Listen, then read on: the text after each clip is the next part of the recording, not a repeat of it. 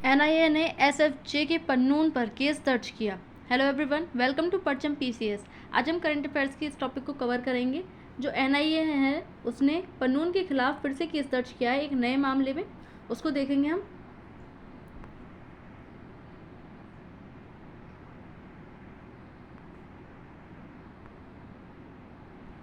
तो देखते हैं खबर क्या आ रही है। खबर क्या है तो एनआईए ने खालिस्तान समर्थक गुरवंत सिंह पन्नून के खिलाफ केस दर्ज किया है।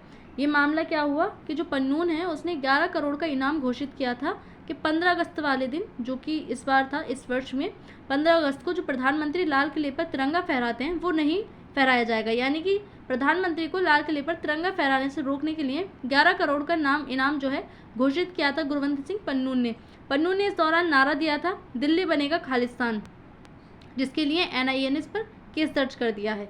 कौन है पन्नून?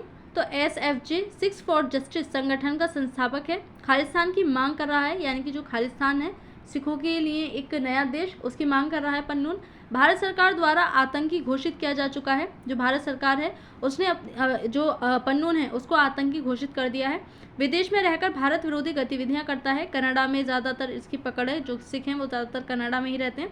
तो जो पन्नून है वो भी कनाडा से ही जो है भारत विरोधी गतिविधियां चलाता रहता है। यह पन्नून भाई साहब। एनआईए की कार्यवाही क्या है तो पन्नून के खिलाफ एफआईआर दर्ज की गई है। देश की एकता और संप्रभुता को चुनौती देने का आरोप लगाया गया है, क्योंकि जो भारत है उसको अखंड करने की कोशिश करता है। विदेश में बैठे आतंकियों और संगठनों पर निगरानी तेज की गई है। एनआईए के द्वारा जितने भी आतंकी संगठन हैं उन पर निगरानी है एनआईए की बनाई गई है। एनआईए क्या है तो एनआईए नेशनल इन्वेस्टिगेशन एजेंसी, राष्ट्रीय जांच एजेंसी है। इसकी स्थापना 2008 में मुंबई आतंकी हमले 26/11 के बाद हुई थी। जब मुंबई में इतने बड़े हमले हुए थे 26/11 वाले टाइम पर, तो उसके बाद में इस जांच एजेंसी की स्थापना की गई थी। इसका मुख्यालय नई दिल्ली में है वर्तमान में। एनआईए के कार्य क्या है तो ये आतंकवाद और उससे जुड़े अपराधों की जांच करता है। यानी कि जितने भी अपराध होते हैं, आतंकवादी गतिविधियां होती हैं देश के अंदर, उन सब की जांच करना एनआईए का कार्य है। नकली नोट, हथियारों की तस्करी, ड्रग तस्करी, साइबर टेररिज्म जैसे मामलों की जांच एनआईए करती है। अंतर्राष्ट्रीय आतंकवादी संगठनों पर नजर रखना इसका एक महत्वपूर्ण कार्य है। जब कोई मामला पुलिस से हैंडल नहीं होता है तो वह एनआईए के हाथ में भी चला जाता है, जब कोई ज़्यादा गंभीर अपराध होता है। एसएफजी क्या है तो एसएफजी 6 फॉर जस्टिस, यह एक विदेश में स्थापित संगठन है, क्योंकि भारत में चलने नहीं देंगे, सरकार इसको बंद करवा देगी। इसकी स्थापना 2007 में हुई। इसके संस्थापक गुरवंत सिंह पन्नू हैं, ये इसके संस्थापक हैं। एसएफजे का उद्देश्य क्या है तो पंजाब को भारत से अलग कर एक नया देश खालिस्तान बनाने की मांग है। जो एसएफजे संगठन है वो ये कोशिश करता रहता है कि खालिस्तान नामक एक नया देश बनाया जाए जहां पर सिख समुदाय हो। विश्व स्तर पर खालिस्तान आंदोलन को प्रचारित करता है। रेफरेंडम 2020 जैसे अभियान चलाना, जिसमें विदेशों में बैठे सिखों से वोटिंग कराई गई थी, जैसे 2020 में चलाया गया था, इस प्रकार की। भारत सरकार ने 2019 में एसएफजे पर प्रतिबंध लगा दिया। जो भारत सरकार है उसने एसएफजे पर प्रतिबंध लगाया हुआ है। इसे गैरकानूनी संगठन यूएपीए के तहत घोषित किया गया है। एक प्रकार का गैरकानूनी संगठन है। एसएफजे की गतिविधियों को भारत की एकता और अखंडता के लिए खतरा माना जाता है, क्योंकि जो भारत है उसको तोड़ने की बात करता है ये।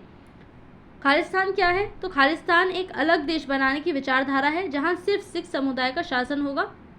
जो पन्नून है उनका कहना ये है कि जिस प्रकार से पाकिस्तान का निर्माण हुआ अलग मुस्लिमों के लिए, उसी प्रकार से पंजाबियों के लिए अलग देश का निर्माण होना चाहिए, जो कि खालिस्तान होगा, जहां पर केवल सिख समुदाय होगा। यह विचार 1970 से 80 के दशक में पंजाब में उभरा था।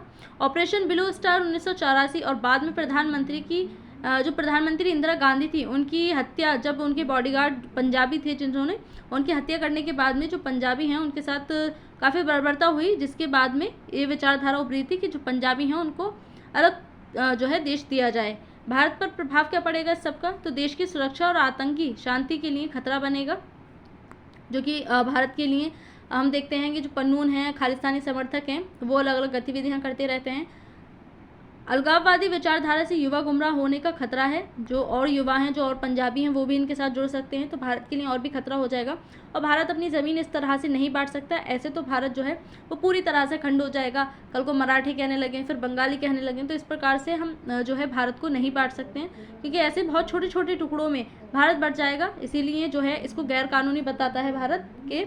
हम इस प्रकार की गतिविधियाँ नहीं होने देंगे। भारत की विदेश नीति और पड़ोसी देशों से रिश्तों पर प्रभाव पड़ेगा, क्योंकि ये कनाडा से जो है आतंकी गतिविधियां चलाते हैं, खालिस्तान का समर्थन करते हैं, जिसमें कनाडा की सरकार भी जो है कई बार इनका समर्थन करती है, जिसको लेकर के अभी पीछे हमने देखा भी था भारत और कनाडा के जो रिश्ते हैं वो काफ़ी ज़्यादा खराब हो गए थे। तो भारत के पड़ोसी देशों से रिश्ते भी इससे खराब होंगे। निष्कर्ष क्या निकलता है इसका? तो खालिस्तान समर्थक गतिविधियाँ भारत की एकता और अखंडता पर हमला हैं। NIA जैसी एजेंसियां इन प्रयासों को नाकाम करने में अहम भूमिका निभा रही हैं। यानी कि जो NIA है और ऐसी जितनी भी एजेंसियां हैं जो जांच पड़ताल करती हैं किसी भी अपराध को लेकर के, ऐसी गतिविधियों को लेकर के, वो पूरी कोशिश कर रही हैं इनको रोकने की। देश की सुरक्षा और लोकतंत्र की रक्षा सर्वोपरि है। जो देश है हम उसको बंटने नहीं दे सकते, क्योंकि जो भारत है अब उसको अगर और हिस्सों में तोड़ा गया तो आगे जाकर के जो हैं और भी गतिविधियाँ ऐसी पनप सकती हैं। तो इसलिए जो भारत है उसको हम तोड़ने नहीं दे सकते हैं। तो आज की इस वीडियो में इतना ही।